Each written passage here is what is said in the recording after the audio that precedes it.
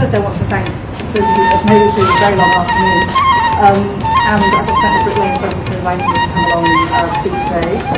It's a privilege, and it's also quite intimidating to present work which I haven't had a chance to fully work through to a room of people that almost certainly know much more about what I'm going to say than I do. This is not a happy position for an academic to find themselves in, though I think it's one that will do us a lot of good more often.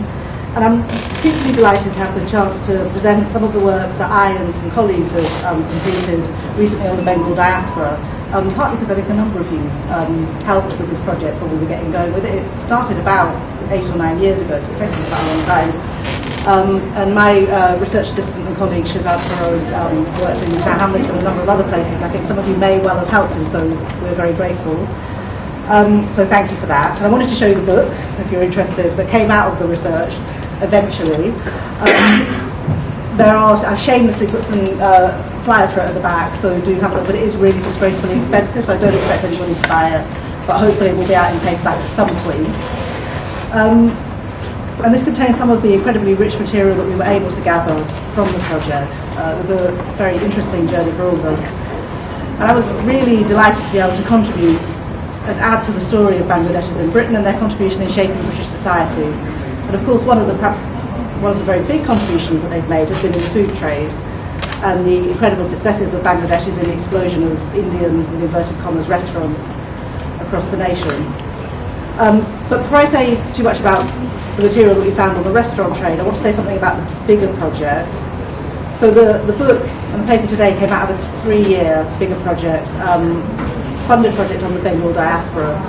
And this ran from 2006 to 2009, and it studied migration from the Indian state of Bengal and within the Indian state of Bengal in the period after partition in 1947. It was a huge project, and it brought together a historian from Cambridge, Joy Chatterjee, who I believe may have presented to you all from the Brick Lane Circle at points before on the South Asian material. And we worked in the UK. And it's estimated that over 20 million people were displaced or migrated during that period since 1947. So it's one of the largest migrations of the modern era, but one about which comparatively little is known. Of those 20 million, about 2% moved overseas. Speak up a little bit, because from the back we can't hear you. Okay. Do I need a microphone? Would that help? No, just... No? Okay.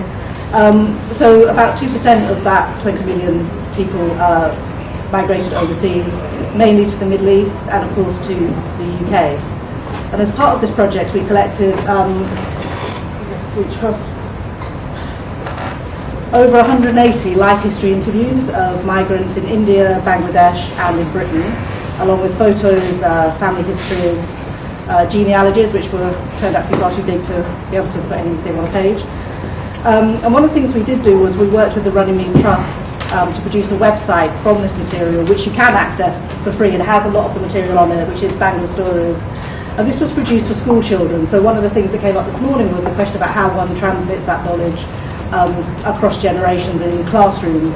And we worked with them to bring this project into the classrooms and to create a kind of broader discussion about British citizenship and how Britain has always been a kind of nation of migrants more generally. So we've been working with a number of school children around that.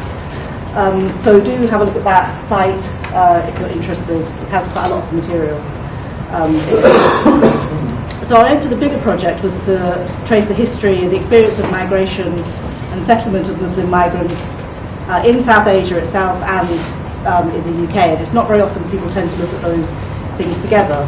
And we were interested in the way in which migration shaped the places that people settled in important ways, and how they then shaped those places in their own terms through their experience of migration and homemaking. And we worked in 8 field sites, 4 in South Asia and 4 in Britain. So in South Asia we worked in Calcutta and Dhaka, and we worked on the border between India and Bangladesh, in the north in some of the refugee camps up there, and then in the south in the kind of the Sundarban, so it's a much more kind of messy, porous kind of border. In the UK, we worked in 2 sites where Bangladeshis are largely concentrated, so Tower Hamlets, obviously, and also in Oldham. And then we tried to replicate the idea of borders, where people are moving to get a sense of the mobility of the Bangladeshi community. So we worked in Newham, where you get people who are moving east and then further east. And for our 4th site, we wanted to try and capture a sense of greater mobility, because the Bangladeshi community is interesting because it's highly concentrated, but it's also very, very dispersed at the same time. So we try to capture this through true groups or kind of networks of people that settled in lots of different places, and one of the most obvious ones of these was the restaurant trade. So I find it kind of vaguely reassuring that if you're anywhere in the UK, your taxi driver's probably going to be Pakistani, and your Indian restaurant is almost certainly going to be Bangladeshi, and that's kind of one of these truths of British life, which is a joy, I think, in some ways. So we worked with restaurant workers, and then we worked with brides to get a sense of internal mobility again. And so for this element, we dispatched Shahzad all around the country. These are some of the sites that he worked in. So he went to Birmingham, to Blackburn, Bradford, Colchester, Stoke-on-Trent. So some with quite big Asian populations, some with very, very small Asian and Bangladeshi populations. And it's that material and some interviews that I did with kind of restaurant owners and kind of business advisors and so on around Tower Hamlets, which I'm going to draw on today. I decided not to focus exclusively on Tower Hamlets because, you know, partly because I wasn't sure I should present some of Tower Hamlets in Tower Hamlets, but also because I thought some of the broader questions are kind of interesting to think about too. So I'm going to do this in three parts. Firstly, looking very briefly at the longer history of the restaurant trade in Britain and the central role of the Bangladeshi community in this section. This builds, I think, on some of the numerical data that we had this morning. Secondly, I want to look at some experiences of those working in the sector, and finally kind of just hint at some of the challenges that may be facing the sector going forward, again picking up on some of the things that were discussed this morning. Okay, so as you all know, the Indian restaurant trade has its roots in the Bengali coffee shops that opened to cater to early Asian migrants, many of whom travelled to Britain along the sea routes of the Merchant Navy. This is, of course, one of the reasons for the very long history of Indian restaurants in East London, which sprang up around those kind of lodging houses where sailors would disembark, either temporarily or permanently. So one of these was Ayub Ali's Shah Jalal restaurant at 76 Commercial Street. And Yusuf Chowdhury claims that the first Indian restaurant in Britain, the Hindustani Coffee House, opened in London in 1809, but it closed 3 years later because he said the British weren't quite ready for the kind of the tastes and the spices. Caroline Adams' wonderful history of early pioneer Sylheti settlers talks about how Indian restaurants like Shafi's in Soho or Veeraswamy's in Regent Street were a feature of the London landscape from the 1920s onwards, often catering to an English kind of colonial clientele, as well as to Indian students. The first Sylheti-owned restaurant opened in 1938, which was the Dilkush in Windmill Street. And this was destroyed by in the Blitz in 1940, so there's an interesting kind of hidden history of Bangladeshis as part of even the kind of Blitz that never really gets told. Adams notes that by 1946 there were 20 Indian restaurants in London.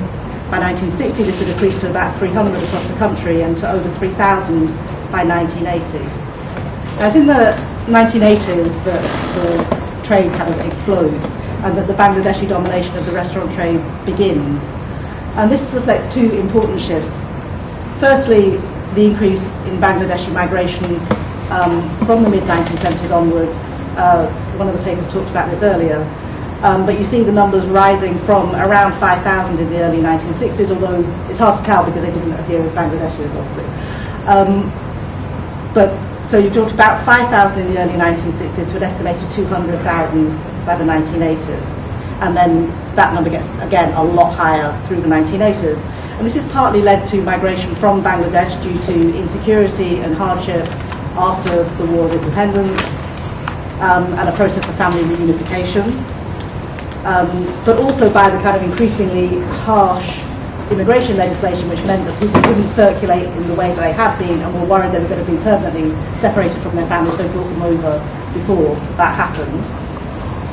And secondly, and I think again someone else referred to this, the same period saw increased unemployment in Britain and the closure of many of the traditional workplaces for Bangladeshi migrants.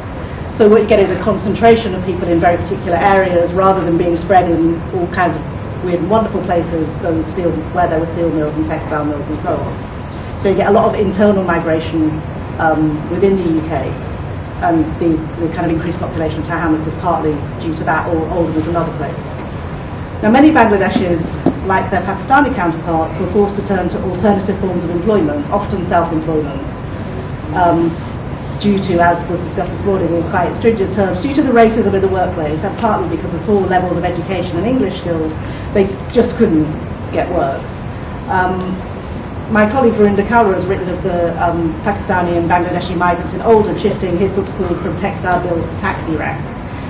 So taxis are a very kind of classic kind of route in which a number of these men started to work, and the restaurant trade was a very popular one for Bengalis who suddenly found themselves unemployed. And we talked about resilience of this community and adapting to the circumstances in which they found themselves. So a number of our interviewees talked about this kind of experience, and I won't read these out, obviously you can read them for yourselves. But this very early migrant from Oldham reflected that the mills were closing down, there was no alternative, and so they thought, what are we going to do? Let's turn to the rice trade. Partly he says it's because it seemed as being quite easy, it didn't require any necessary skills, only labour, of which there was a lot.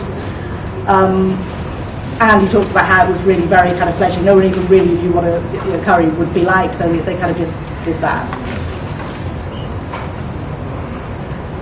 One of our interviewees from Bradford, who'd arrived in 1963 and had worked in the cotton industry for many years, he managed to stay in the cotton industry until he retired, but he said very many of his the people he travelled with had been less fortunate. So he says there were a lot of Bengalis in Bradford because of the employment, because of the industry, because of the factories, and now they've gone and they're all in the restaurant trade. We had a very interesting interview from Mr. Alam, who was one of the first Indian restaurant owners in Colchester. He may still be one of the very few Indian restaurant owners in Colchester. And he arrived in Britain in 1957, and he first worked in a factory, and then when that closed down, he opened a business with his brother in 1973. This is one of my favourite quotes, because he's basically saying they didn't know anything about it, so all they did was make a sauce and then just add more chilli and change the name. So if it went from Korma to Madras, they'd just increase the number of chilies that was included in it, and that nobody knew, and that was fine. If they added a lot of chilies, it became Vindaloo, and the English customers would say, oh, this is great. So he noted, however, that since he'd opened this restaurant, things had got a little bit more complicated. So he said that because of the competition, because of the greater knowledge, you can't run a restaurant like you could do before, but that Bengalis are doing very well in this business. They've invented new dishes, used new experiences, and that because Britain has become a nation of curry lovers, the famous kind of chicken tikka masala thing, it's good for Bangladesh, it's good for India, it's good for the British. So he has a very positive view. Now, obviously, the most dramatic example of this shift and the kind of importance of this trade is found across the road on Brick Lane with the establishment of Banglatown. And I don't want to say too much about this because it's quite complicated and quite a specific kind of history. And I'm sure there are many people here that know much more about that area than I do. So I'm going to just show you a couple of snippets from some of the interviews of what people told us about the way it's changed historically. So one of our interviewees who'd arrived in 1973 in Tower Hamlets, again, this is a very familiar patch, the same story as you find in Oldham and Bradford and elsewhere. So you have tailoring factories where everyone's employed.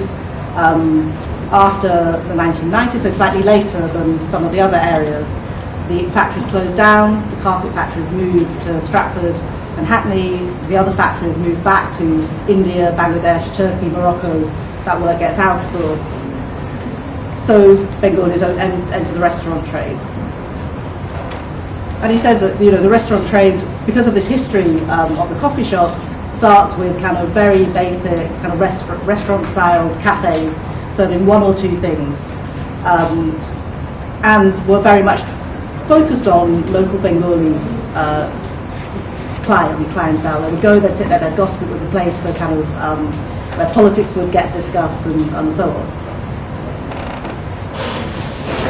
Then he says in the 1980s the number of restaurants increased. When the economy got better, the clientele changed, more white British people would come, and the restaurant business flourished. It became different. Now, one of the things that's interesting about Tower Hamlets from the little bit that I know is that then you get a re-emergence of some of these more kind of cafe-style catering to Bengali clientele more recently, which has been quite an interesting shift back to that kind of earlier history. Another interviewee, who's now one of the major restaurant owners in the area, said that when he arrived in the 1970s, the cafes were largely a central meeting point for the local community. And he talks about the kind of the slightly seedier kind of underbelly of Bangladeshi restaurants in Brick Lane, where they had a basement with casinos in, and he was telling me stories about the Craterings kind of hanging out in Brick Lane. That's another interesting story that nobody ever talks about. So not plush, a little bit pokey, a little bit run down. But then, you know, as people are out of work and as there is investment from outside, people invest in the restaurants along the road. And then as people start to do it, other people say, okay, let's try it, and then they start trying it elsewhere. So for him, the story was one of the creativity starting in Brick Lane and kind of disseminating outwards. Now, one of the major differences with Banglatown, as opposed to the kind of development of the restaurant trade pretty much through the rest of the country, is of course the kind of the regeneration money that went into setting up a very specific cultural quarter. So the role of cityside regeneration and Tower Hamlets Council in developing it along the lines of Chinatown in a very kind of dedicated, tourist-centred way, and how that's impacted on the way the street developed through the late 80s and 1990s. Another very important factor, which I think distinguishes Tower Hamlets from other communities across the UK, is the level of organisation amongst the local Bengali community. Right from the 1970s onwards, there's huge amounts of community organisation, which I think the previous speaker was talking about in relation to kind of various other policy initiatives. So they were very much better placed to get involved in schemes that were being set up and help shape them, not entirely in the way that people were hoping it was going to turn out, I think, but, you know, partly. Halim Begum, I think, is she here? She's coming for the panel. Hi, PhD is brilliant on this, so I know you know much more about this than I do. And Jane Jacobs' Edge of Empire is also a very interesting take on the way in which the Banglatown stuff developed and the kind of really complicated role of Bangladeshis in that kind of formation. So one interviewee that was involved in the Banglatown development told me that, you know, if you came to Brick Lane in the mid-80s or the late 80s, it was rather dingy, it was run down, it had lots of light industrial units, and then in 10 years it transforms to a street of restaurants, employing hundreds of people. He has a very positive kind of take on the way in which this developed.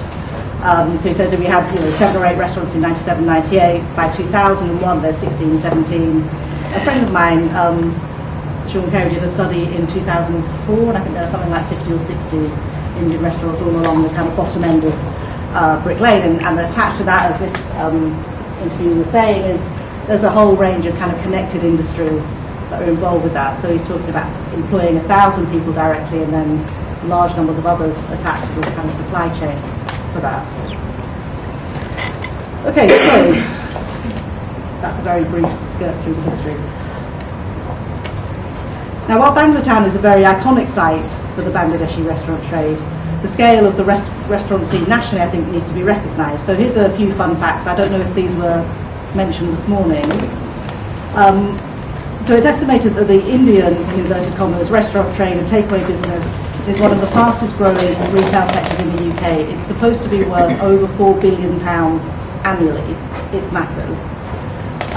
It's made up of 12,000 plus small businesses. It employs somewhere between 80 and 90,000 people. The UK comprises an estimated 3% of the global Indian restaurant trade and over 12% of the European Indian restaurant trade. And the sector is massively growing and diversifying. Between 2001 and 2006, it's seen 36% growth, so it's kind of big. In the last 15 years, the Indian restaurant trade was much vaunted as a success story of multicultural Britain. So very famously, of course, Robin Cook, as Foreign Secretary, said that chicken tikka masala was now Britain's national dish, more popular than fish and chips.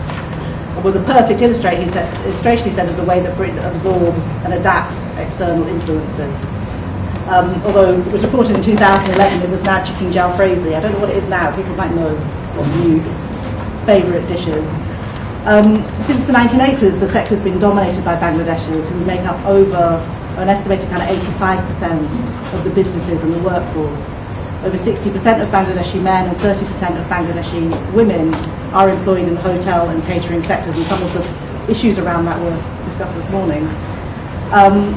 About a quarter of Bangladeshi men are employed as chefs, as cooks, as waiters. There are very high levels of self-employment with all the problems that that brings with it. In fact, Bangladeshis are more likely to rely on earnings from self-employment than any other ethnic group in Britain. So, as the paper this morning suggested, the changes in the sector disproportionately impact on the Bangladeshi community in Britain. Although this is, I think, and one of the things I'll talk about towards the end, is the fact that some of that is internal and organic rather than kind of external constraints, and to do with the changing education and employment profile of the next generation of Bangladeshi British young people. Okay, so I'm going to sketch some of the contemporary challenges and changes at the end, but I want to just have a few kind of snippets of interview quotes into what people have said about the kind of restaurant trade now. I should warn you, some of it's not very complimentary, either of restaurant workers or of restaurant owners, so I'm begging you to not shoot the messenger. This is just kind of, you know, from the interviews. I don't pass any kind of judgment on this myself. And I've just picked a few kind of themes I think are interesting around the sector. Okay, so the first one is whether or not the sector has been oversaturated.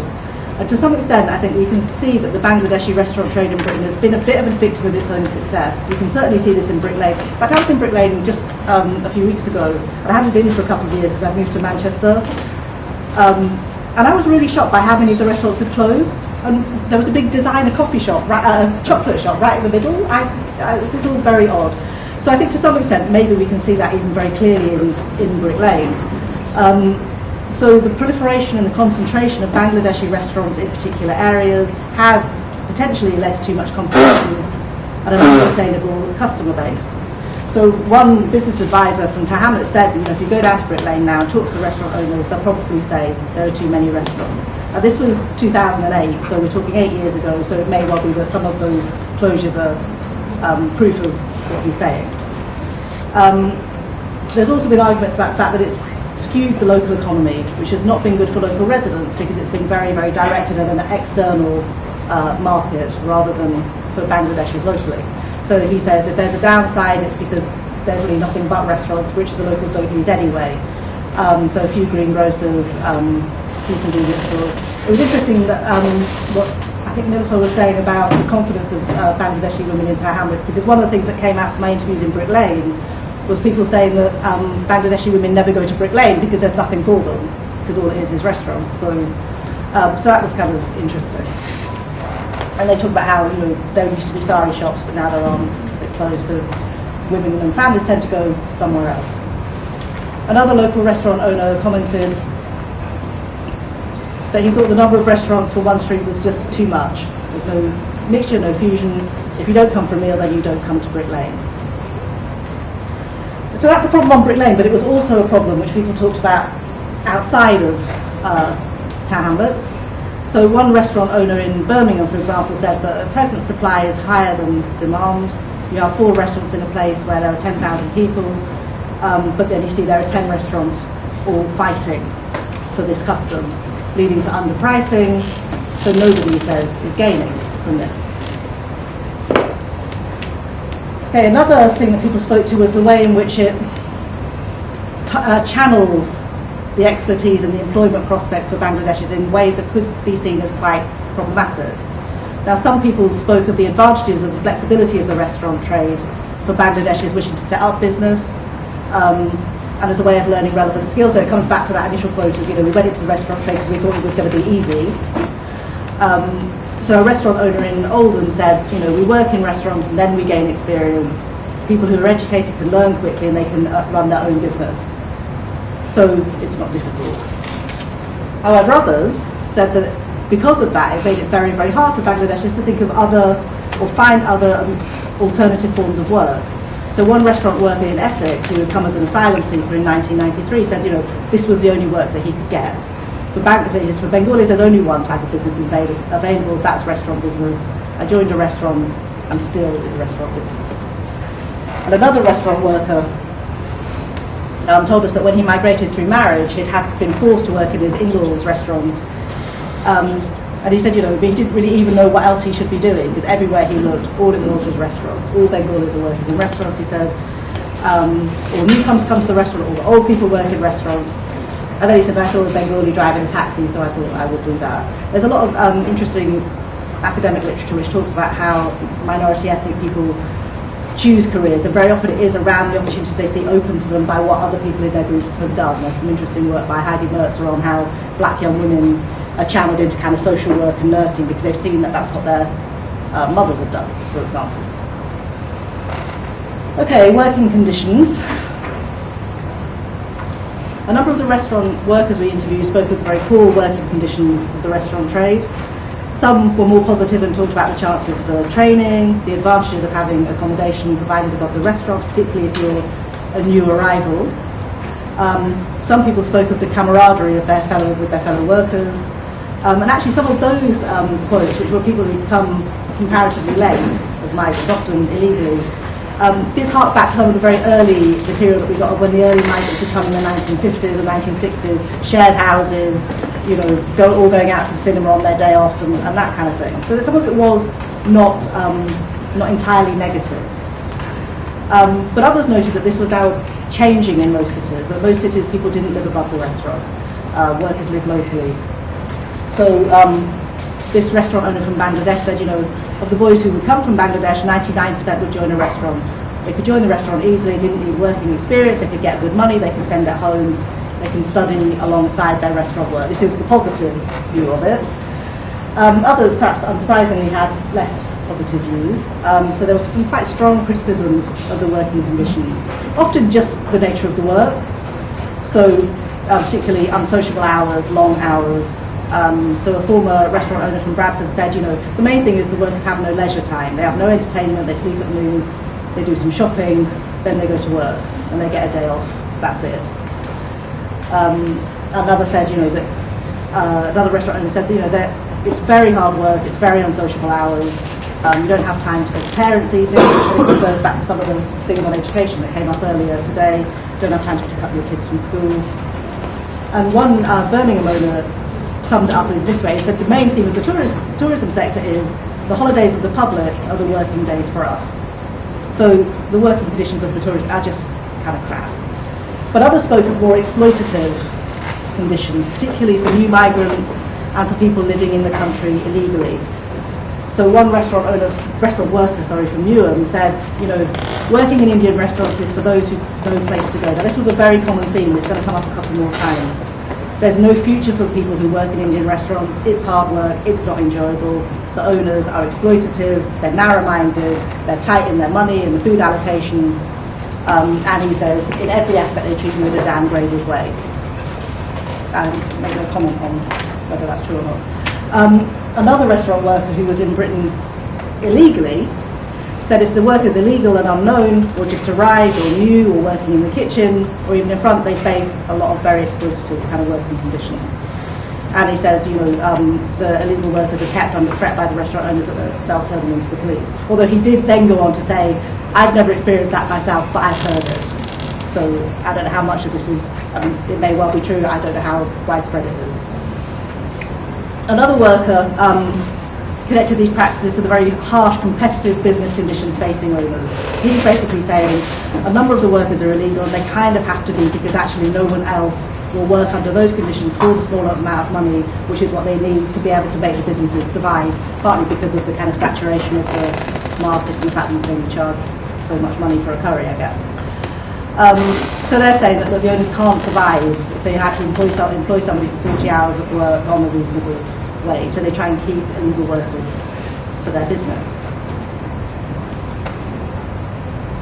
And the negative views of workers were, from workers of restaurant owners, were also reflected by the kind of owners' views of some of their workers. So a local restaurant owner near here told me that he recruited and trained all his chefs from Britain. One local business advisor said to me, if you map Bangladeshi restaurants onto the British Isles, there would be clusters, and this is, fairly obvious, around Cambridgeshire, Oxfordshire, Bedfordshire, because of living so near urban centres, and then however far you can reasonably easily travel to, where there's a pool of labour. But he says if you go outside of these big clusters, you've either got to get accommodation where you can have people where they can live upstairs, and you're then looking for particular kinds of workers who don't have families, who are young, who don't have any kind of dependents, who are willing to live above the shop, and also live in the middle of nowhere. There's a fabulous Bangladeshi restaurant just near where my sister lives in Oxfordshire, in Kyneton. It's near a military camp. It's a tiny village, really is in the middle of nowhere. And I think it's actually owned and run by a restaurant owner in Birmingham.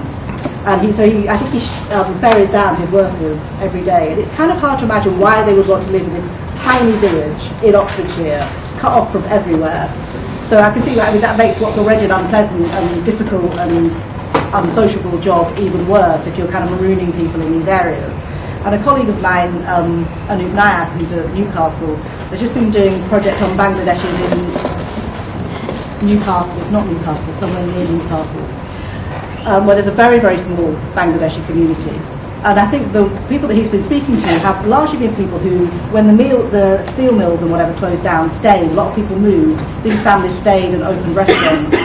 And some of the stories he has about the levels of daily racial harassment, violence, attack that they're dealing with all the time was horrific, actually. It's like some kind of throwback to the 1970s. So you can see how the further afield from urban centres you're getting, the harder it is for restaurants to work. There are other things which I know less about, so I'm going to just point you to them. You may well be more aware of these than me. So the growth of the sector nationally has seen the emergence of new regional cuisines. You see a lot more specific, like South Indian cuisine, for example, has grown up a lot, often mapping onto the kind of diversification of Asian communities more generally. We've seen the diversification of the market, so supermarket takeaways on the increase, changed dishoom just across the road, which is great. The emergence of high-end restaurants, so our Michelin-starred Indian chefs, and so on. One of the things that was very interesting that I would like to know more about is a result of the growth of what's been called the brown pound, so the increasing affluence of Asian communities, which has seen the growth of markets of Asian young people particularly wanting to eat out, but not wanting to eat out in traditional Asian or Indian restaurants. So one interviewee talked about this. He said there's been a huge growth in restaurants, I mean some of them actually around here, which serve Asian young men and women, people in their 20s and 30s, who have a lot of disposable income, so professional, people who've moved, been educated, moved and got jobs in the city, who don't want to go home and cook, but they don't want to go to a traditional Indian restaurant, and they don't want to go to a place where they serve alcohol, so they're deliberately looking for kind of new venues. And they seem to be therefore moving away from the kind of traditional representation of where Bangladeshi restaurant owners are largely located. Okay, I'm not going to offer any conclusions on this because I think you probably have much more interesting things to say on that. I've just raised a series of kind of questions and problems, and I look forward to hearing what you have to say about it. Thank you.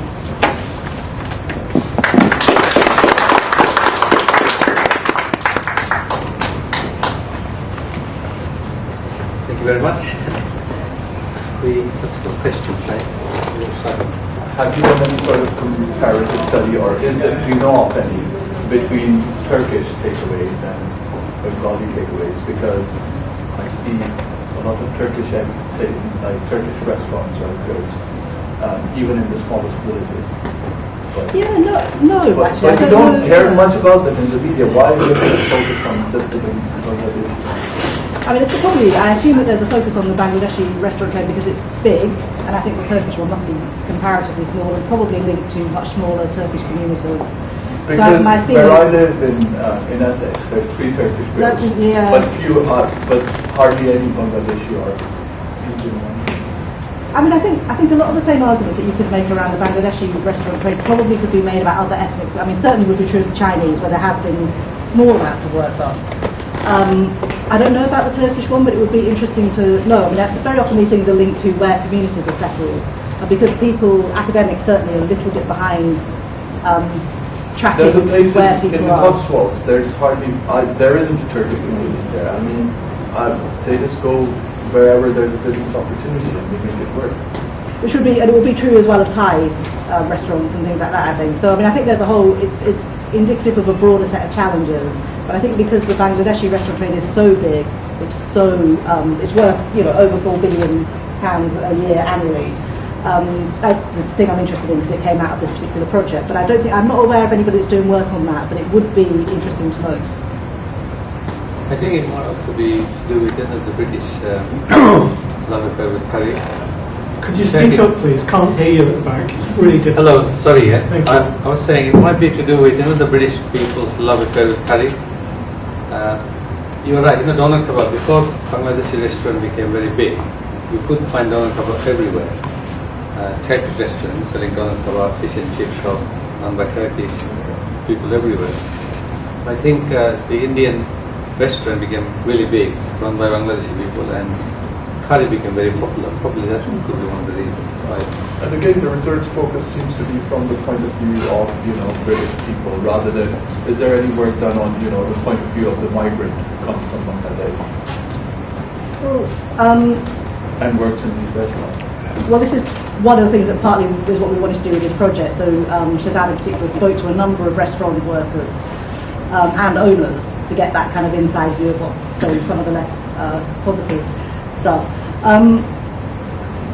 So there, I don't know, a lot of it's much more kind of comes out of business and economics kind of research, so they're much more focused on questions of market.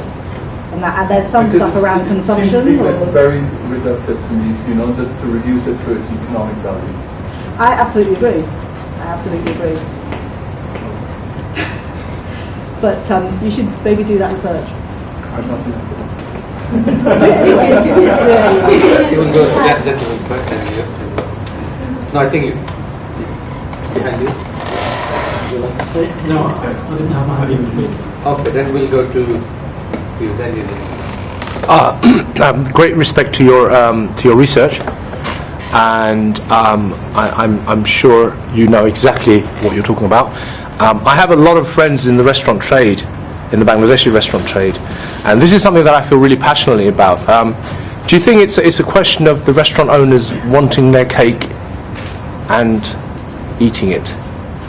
Which bit in particular? As in, like, the bit where they don't want to train up non-Bangladeshis because they can't exploit them, and they actually have to pay realistic wages to the chef and the staff, and and they don't want to really cut into their profit margins of 4,000 to 5,000 per week.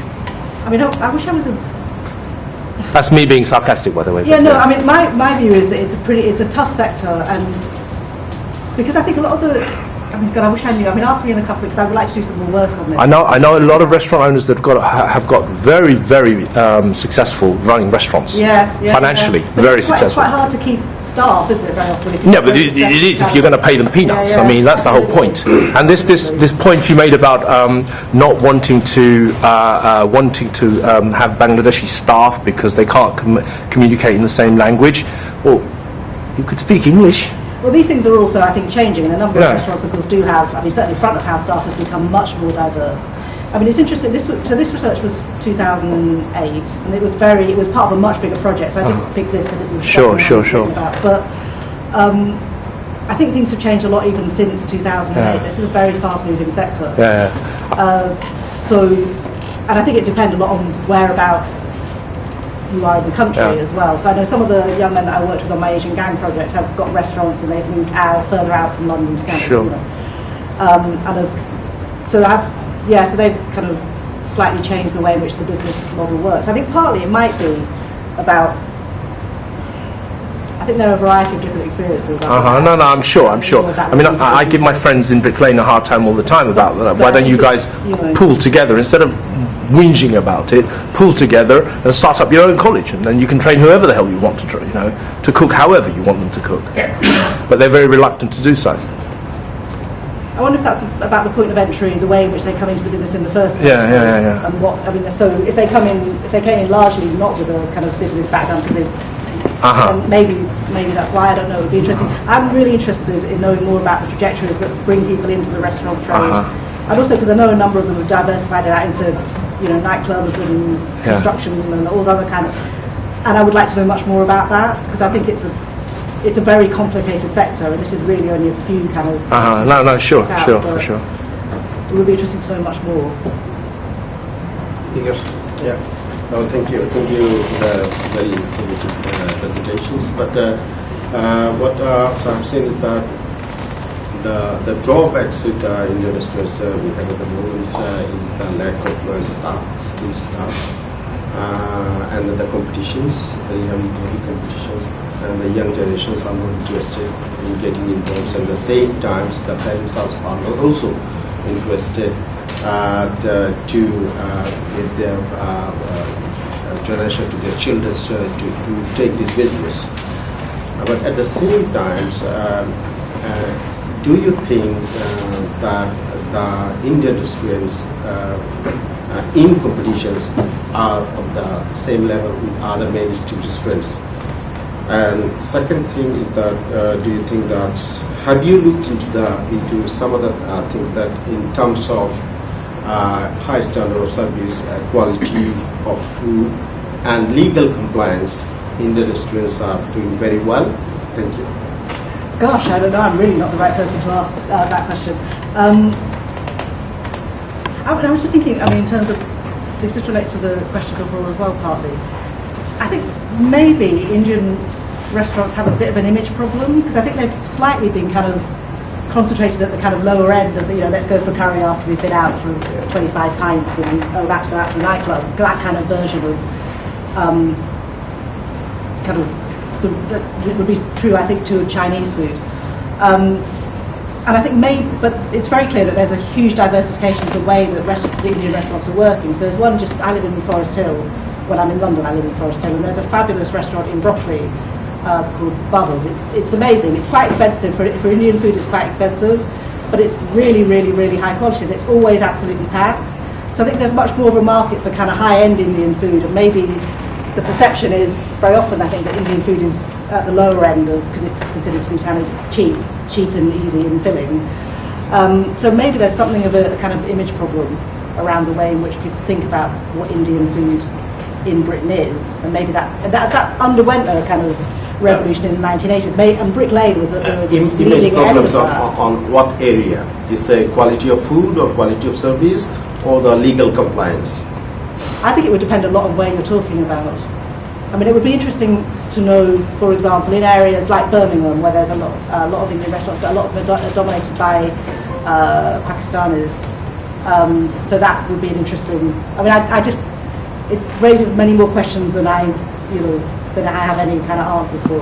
Manchester, where I work, there's a very famous street, Curry Mile, which is no longer actually a curry mile because it's mainly now seems to be full actually of Turkish restaurants and kind of Arabic restaurants. And, the thing is, because to me it seems because we're more visible, so it seems more of a valid research topic or focus, whereas Turkish people, they're not that visible, right? The numbers are smaller. I think also it's because of the concentration of Bangladeshis in that sector, and because Bangladeshis have always been seen as a problem community because of the levels of poverty and all the stuff that was talked about this morning. So I think there's a layering on of certain kinds of interest in particular kinds of groups, and because the catering trade is so important to the Bangladeshi community, I think that's why it's been more focused on. And nobody's done a lot of research on Turkish groups in general. I mean, who knows why? I think that may well change, but I just think it's just the discourse around, the Eurocentric discourse about in Britain. We should become an academic and start writing.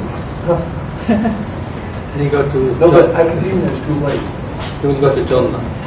Yeah, I mean, I think one interesting strand of conversation, very interesting paper, is about comparison to other communities. And just to start with the Turkish community, I mean, people may not know that actually most of the Turkish restaurants are not actually Turkish in the same way as Indian restaurants are not Bangladeshi, they're Kurdish. And therein lies some of the explanation, I think, about why more research hasn't been done. But also it's really interesting in terms of other communities, Greek Cypriots in chip shops, Colombians running Vietnamese restaurants, and so on. That actually there is a kind of there are different models of involvement in catering, and yet catering is a point of entry for a lot of migrant communities.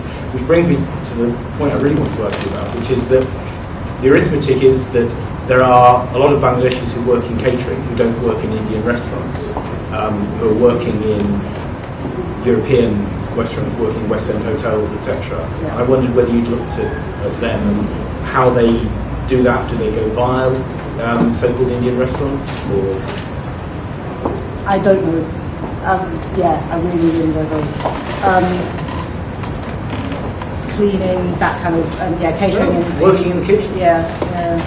I mean, there's some stuff that's been written in various kind of catering magazines and stuff like that around some of the material, but I'm not really aware of any study that's been done of that. There may well be some, but I don't think there has been. I'm increasingly realising there's more and more studies that need to be done over it. But, yeah, no. I mean, I became interested in it because I was fascinated when I was doing this project in 2008. I was just fascinated by Brick Lane and the history of Brick Lane and the kind of way in which Banglatown emerged out of that. So I had a very particular route through, and it just raised a few kind of interesting questions, which I thought I'll throw out today. But yeah, I mean, it would be interesting to know more about the other kind of less visible routes through employment. Do you want to ask a question? It's a brilliant piece of work. If you replicated that now, it would be quite a change. Having the regulations having kicked in, the second and third regulations moving on to newer and different areas. But it's quite easy to be cynical about the restaurant trade. Basically, most British Bangladeshis rely or have some connection with the restaurant trade. And it is back-breaking work. It is a lot of graft. It is, but the hours have come down. At 11 o'clock, shutting of the pubs, where the trade was in those days, is no longer there. So it is becoming more fashionable again. I think in the next 5 to 10 years, you will see a change in the way that the food is cooked. Because, again, Turkish food, grilled food is becoming much more popular.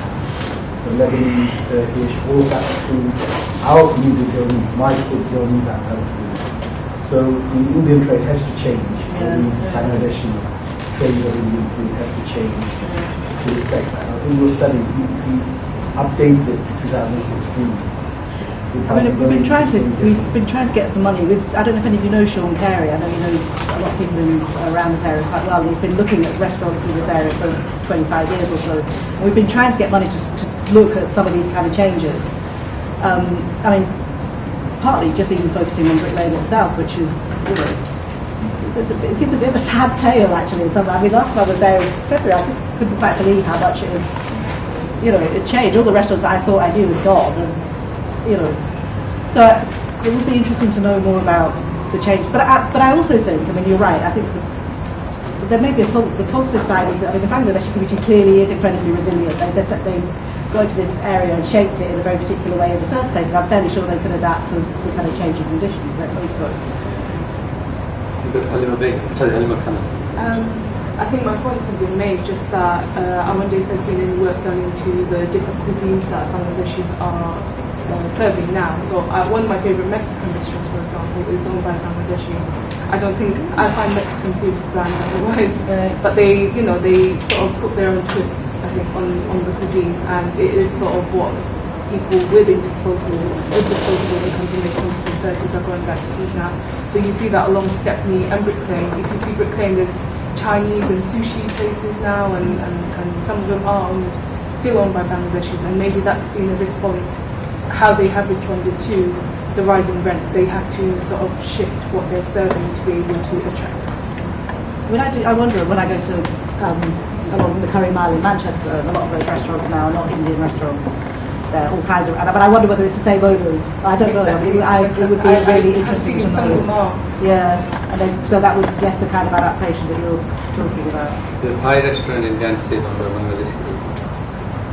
Can you have a Halima Begum? Yeah, thank you. It's really nice to hear your research there, and amazing to see that story still needs to be told, whether you started 15 years ago or 20 years ago, and particularly with the displacement that continues, I think, from the local population here. So I do hope that there is a continuation through 2016. And I would also, I guess, urge all of us to think about the sector as a whole, and the fact that it did create a safety net for the original communities when they first arrived. But that community is at risk of displacement. But that industry itself is very competitive. So within Brick Lane, you'll see that the French restaurants, the high-end gourmet restaurants are all coming in. So my challenge to us all is really, how can we support the Bangladeshi businessmen to actually think about that market rather than displacing or going elsewhere. I mean, I don't see the point of vacating that space. And so what has all that regeneration money done other than facilitate creative industries or other economies that actually need the support? If you think about Made in Britain and how we look at the artists in the local area and how we support them, with the Bangladeshi restaurant community, we just assume that they're entrepreneurial, they're resilient, they'll continue. But actually they can't cope with the encroachment of the City of London. No one can. And I just wonder whether some of that regeneration money should be focused on retraining, reskilling, and actually valuing the restaurant trade for Bangladeshi so that it's not seen as the dead-end jobs that you can't do if you can't do anything else. And I think there's a bit of work to be done there in valuing that heritage, which we've missed. I completely agree. I think it would be an absolute tragedy if Brick Lane was to kind of stop being Banglatown and whatever. I don't know that that's been a very controversial, people have very different kind of views on that, but the history that encapsulates of struggle for the Bangladeshi community. And it's part of that, I think the broader thing that's come across from all the presentations today, I think, is the way in which, and I'm not Bangladeshi, I'm half Bengali, but only very kind of tangentially, but you know, I've worked with Bangladeshi young men for 20 odd years and I've done this project. It's got to be one of the most misunderstood, least understood kind of communities in Britain in terms of the kind of history of struggle and resilience and the contribution that it's made, particularly this area actually, which I just find completely fascinating as a kind of total outsider. And I think, you know,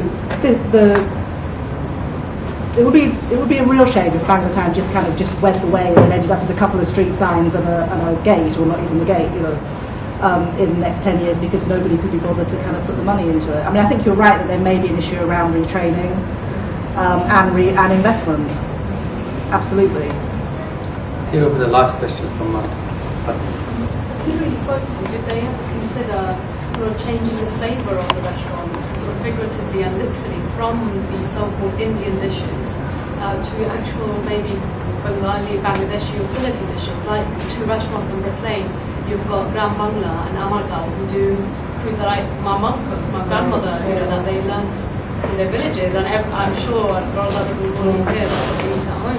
So do you think perhaps that could bring in a different dynamic perhaps to this trade if they introduce food they actually eat at home rather than food that a lot of these dishes aren't really, I mean they were created literally for a specific palate and it's not food we eat at home. Like the idea of a multi-cuisine, I mean, what is that? Is something my parents... I mean, even when we did this project, and this project was about migration, we basically were just interested in the experiences of migrants and how they settled. So the restaurant work thing was part of that, but it wasn't the key focus, which is why I can't answer a lot of these questions. Well, that's what's surprising is that with that journey they didn't bring their own food with them. But I think even when we did this project in 2008 and did the interviews, I mean already, certainly along Brick Lane and I mean around London, Indian restaurants were saying, no, actually we're not Indian, we're Bangladeshi, and they'd renamed that. Now whether that affected the cuisine in any way, I don't know. But I mean, I spoke to the owner of Gram Bangla about what he was trying to do, and that was really interesting, because it's a very different, his customer base was going to be for local Bengalis, right, who wanted to eat home-cooked food that they, you know, weren't getting home for whatever reason.